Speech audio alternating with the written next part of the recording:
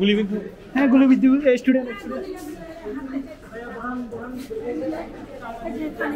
ছাত্রলীগরা এদিকে ওই কাপ্তাই রাস্তার মাথায় যাই দেয়, এদিকে গুলি একটা ঢুকে গেছে। প্রথমে মারিরা আমাদের একজনকে গুলি করছে বুকে, এরপর ওরা আবার বেরো আমাদের পাথর মারতেছে। আমরা তখন গেছি আবার পাথর মারছি, পুলিশও ওদের পক্ষে ছিল।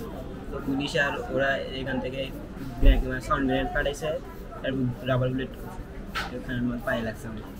এখানে একটা রিয়েক্টর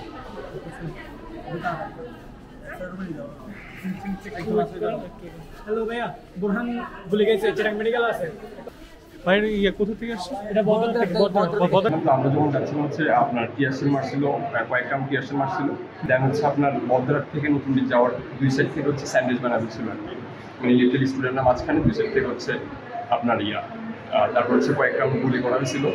একটা ছেলেকে আমরা মেডিকেলে পাঠাইছি, আরেকজনকে অ্যারেস্ট করে নিয়ে গেছে।